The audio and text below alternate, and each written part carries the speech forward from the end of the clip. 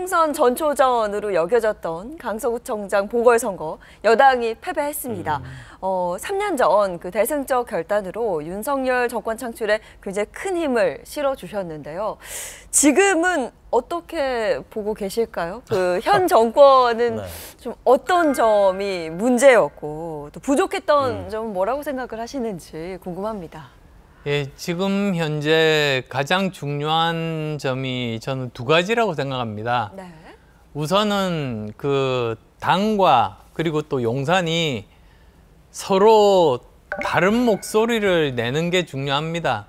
무슨 뜻이냐면 사실은 이 용산은 민심과 접점이 없습니다. 네. 그러다 보니까 좀 민심과 동떨어진 발언이나 정책이나 이런 것들을 만들어낼 수 있는 거죠. 예. 근데 반면에 당은 그 지역구 국회의원들이 있다 보니까 민심과 제일 붙어 있습니다. 그래서 만약에 이 용산에서 민심과 동떨어진 어떤 이야기를 하게 되면 그때 그 점을 지적을 하고 그리고 또 여당이니까 비판만 하는 것이 아니라 민심에 맞는 좋은 대안을 제시해 줘서 서로 시너지가 나는 것 플러스 알파. 그래서 용산에서의 지지율에다가 당이 그 힘을 더 못해가지고 선거에서 이길 수 있을 정도의 그런 지지율을 만드는 것, 그게 건강한 당정 역할이라고 생각합니다. 네. 내년 총선 사실 그 총선은 그 심판의 성격이 강하다고 이제 인지를 하고 있는데 내년 총선의 성격을 한번 그럼 규정해 보실 수 있겠습니까? 어떤 선거가 됐으면 좋겠습니까? 한쪽에서는 이제 정부 여당이 일을 할 수 있게 이제 힘을 실어줘야 되는 것이 아닌가. 그리고 또 한편에서는 대통령의 권한이 워낙 크니까 네. 국회에서라도 견제할 수 있도록 야당의 힘을 실어줘야 되는 것이 아닌가. 이런 두 가지가 팽팽합니다. 근데 정말 그 객관적으로 말씀드리면 여러 가지 그 여론조사 상에서는 야당의 힘을 실어줘야 된다는 그것이 10% 이상 많습니다. 예. 그래서 지금 현재 그 정부 여당의 숙제는 어떻게 하면 이것을 뒤집어서 제대로 일할 수 있는 정부 만드는 것이 지금 현재 중요하다는 믿음을 심어주는 것이 굉장히 중요합니다. 그래서 거기에 따라서 여러 가지 정책적으로 그리고 또 인사 그러니까 정부를 구성할 때 유능하고 그리고 또 깨끗한 사람들을 국민 앞에 선보임으로써 정부 국민에게 믿음을 줘야지 아마 그 지지율이 오를 수 있고 결국은 내년 총선에서 야당보다 여당이 승리할 수 있을 겁니다. 선거에 인접해서 항상 이슈가 등장하고 그 이슈가 선거판을 크게 뒤흔듭니다. 그럼 내년 총선에서의 변수를 뭐 지금 한참 남긴 했습니다만 좀 예상해 볼 수 있을까요? 전 세계 경제 상황이 정말 녹록치가 않습니다. 그래서 내년은 어떻게 경제 운동을 잘할 수 있을 것인가. 지금 사실 국내만 하더라도 세수도 감소가 그 폭이 굉장히 크고 국가 부채도 지금 늘어나고 있는 그런 상황 아닙니까? 근데 그렇다고 해서 긴축 재정을 하게 되면 국민들의 고통이 좀 더합니다. 그래서 이런 딜레마들을 어떻게 해결할 수 있을 것인가 이 문제가 있고요. 그다음 또 두 번째로는 안보에 관련된 문제입니다. 예. 그래서 지금 현재 우크라이나 전쟁과 그다음에 이스라엘 하마스 전쟁에 그 두 가지 커다란 전쟁이 있는데 미국이 사실은 굉장히 버겁습니다. 그러면 우리나라의 안보 위기가 찾아오게 됩니다. 왜 그러냐면 지금 이제 세 번째로 일종의 화약고 가능성이 있는 쪽이 대만입니다. 예. 중국의 대만 침공 가능성이 있는데 예, 예. 대만에서 가장 가까운 미군 비행기가 한국에 있습니다. 일본이 아닙니다. 그래서 주한미군이 만약에 비행기를 띄워서 대만 침공에 대해서 방어를 하기 시작한다면 우리나라는 북한의 침공에 굉장히 취약하게 되는 거죠. 예. 그래서 거기에 대해서 미리 대비를 해야 되는 그런 문제가 있습니다. 그래서 그런 국민의 생명과 안전을 지키는 이 문제, 네. 그다음에 한편으로는 먹고 사는 문제를 제대로 잘 만들어가는 문제, 이 두 문제가 가장 중요한 이슈인 거죠. 그리고 여소야대 분위기에서 정부의 동력이 좀 많이 떨어졌다는 이야기도 나오고 있습니다.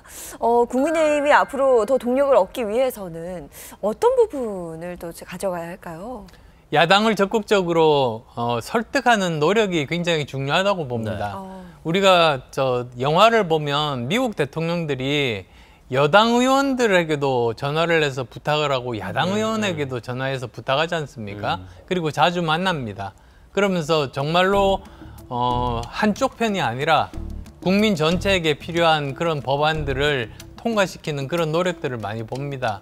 그래서 내년이 어떻게 될지 모르겠습니다만 선거 결과와 상관없이 여야가 끊임없이 소통하고 대통령께서도 이제 나서서 이런 부분들을 헤쳐나가는 게 위기를 극복할 수 있는 길이 아닐까.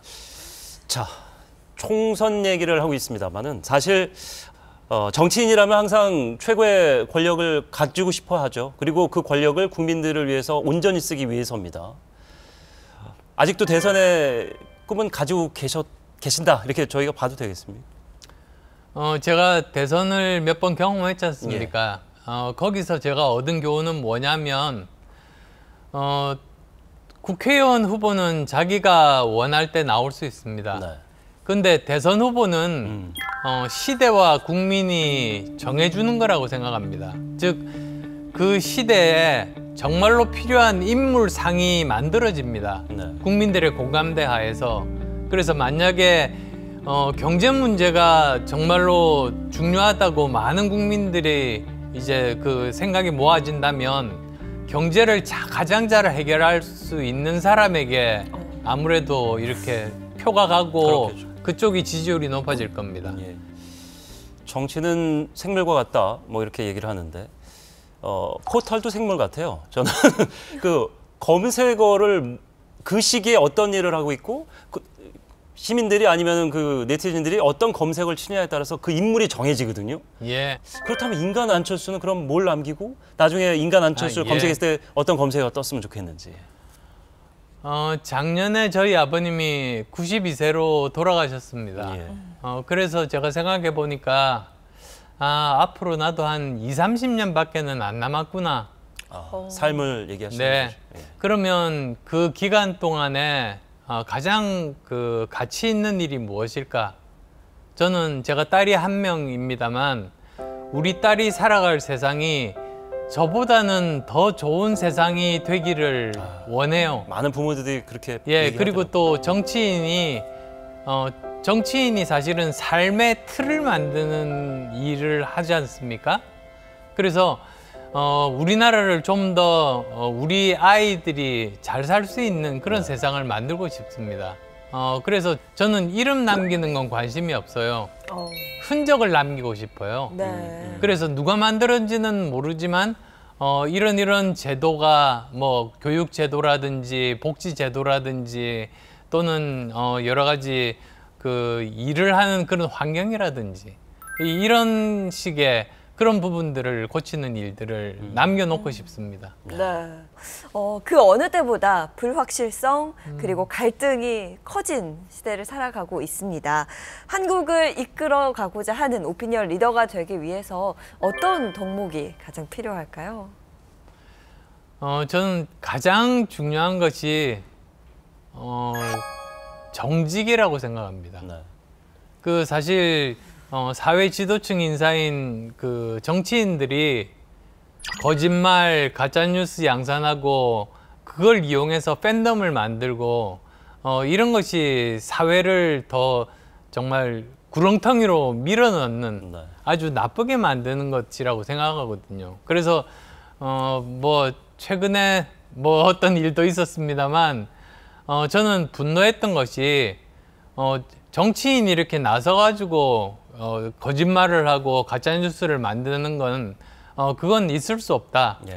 그것만큼은 막아야겠다 싶은 생각이었습니다. 음. 그렇게 해야만이 사회가 이제 올바르게 정상화될 수 있을 거니까요. 예.